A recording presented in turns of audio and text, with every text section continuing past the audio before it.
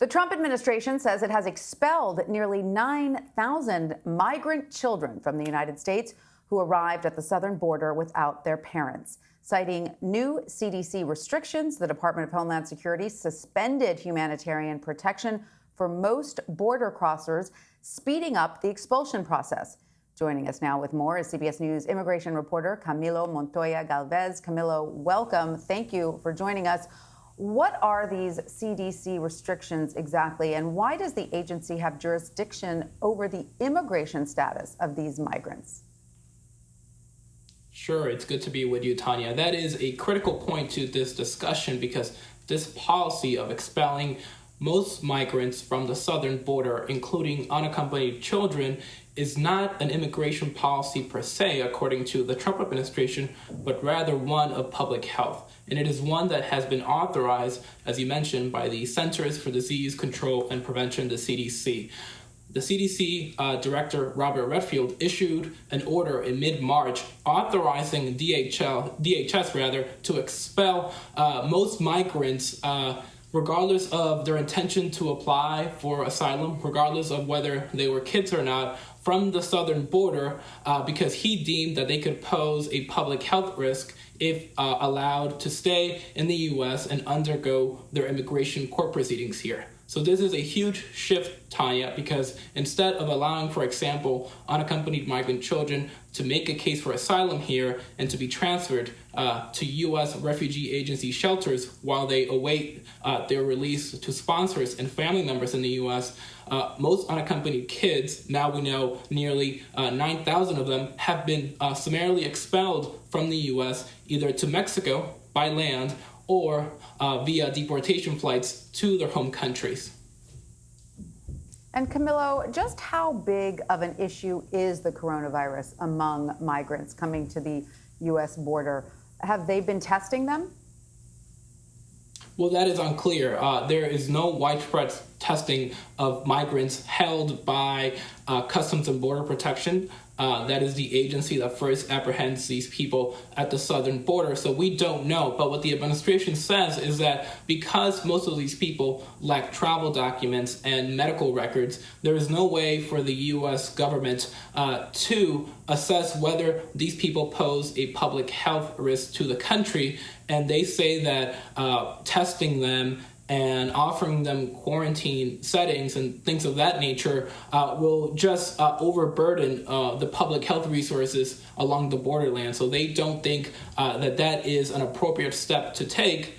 And so that's why they say that the best way to do this is by just saying to these migrants that, the asylum program basically has been effectively closed during the pandemic, and you're going to be returned either to Mexico, or if you're a child or if you're a family traveling with children, you're going to be held in hotels for a few days before you are sent on the next flight home. But of course, advocates for migrants and human rights groups say there are safe ways that the U.S. can take, even during a pandemic, to continue its obligations under U.S. and international refugee law to allow these people, especially the children, to seek protection here. It can conduct rapid testing on them. It can allow them to be released to sponsors and quarantine with them while they undergo their proceedings. But the administration so far says that is not a sustainable approach. Right. And as you mentioned, this is clearly not just about children. More than 150,000 people have been expelled from the U.S. under this CDC restriction. You said it's being challenged legally. What about the maintaining of families in hotels? That's also being challenged, isn't it? Sure. Yes, it is. And the reason that we learned of these statistics, which are really stunning, that nearly 9,000 unaccompanied kids have been expelled from the southern border between March and last week, is because the administration is appealing an order from a judge in California 2 weeks ago who ordered the administration to stop detaining migrant kids, both unaccompanied and those who are detained with parents, in hotels before expelling them, because the judge said that the conditions inside these hotels lack sufficient oversight, standards to take care of young children, and that those conditions violate the Flores Settlement Agreement, which we've discussed multiple times on CBSN, which is this consent decree from 1997 that governs the care of migrant children in U.S. custody. So she ordered the administration to stop this practice, but the administration quickly appealed, and then it disclosed its figures during the appeal, saying that if the judge and the court is successful in stopping the administration from continuing this border hotel detention system, the administration is going to have to introduce and allow all these migrants to come into the U.S., and it's going to make it harder for them to contain the coronavirus inside these migrant holding facilities. All right, so let's shift the focus just for a moment from the migrants to the Customs and Border Protection agencies, because since the beginning of the pandemic, more than 2,000 of these agents have tested positive, correct? And nearly a dozen have died.